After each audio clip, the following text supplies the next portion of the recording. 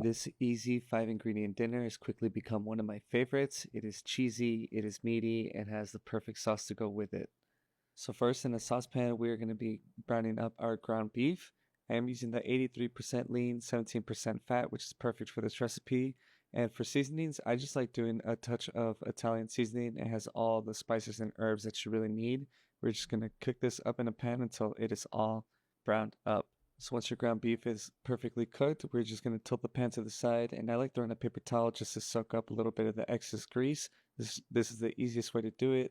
And then we're going to make a little divot in the middle because we're going to be throwing in 1 block of cream cheese and some Bertolli. This is the olive oil sauce. This stuff is amazing. So at this point, you do want to turn your stove down on low. And we're just going to put the lid on and let it simmer for about 5 to 6 minutes.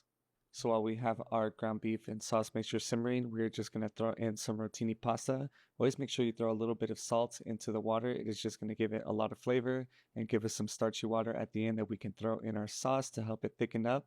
And these are just going to cook until they are al dente. So after about 5 or 6 minutes on low, your sauce should be ready. And we're just going to be taking a rubber spatula and start mixing it around. You can see how creamy and beautiful this sauce looks. So next we're going to grab our pasta. Make sure to save a little bit of the pasta water. I didn't drain it fully. We're going to pour this right in there and just start mixing it until all the rotini pasta is covered in our beautiful sauce. Once it is ready, we can go ahead and take it off the heat. So at this point, I like transferring it to a larger baking dish because we are going to stick this into the oven. So just very carefully put it into a larger baking dish, or you can keep it in the pan, completely up to you. And we're just going to start smoothing it out, let out some of the steam. And at this point, we are going to top it off with some more low moisture mozzarella. So I said this dish is going to be cheesy and it is not missing out. So just go ahead and break apart the cheese, spread it across the top. And I do have my oven set on the broiler mode. So once I spread this cheese on, we're going to put it in there for about 5 to 6 minutes and look at the beautiful cheese crust that we got on top. And for a final little touch, I like doing some more dry herbs. So this is some more dry Italian herbs that I just sprinkle on top.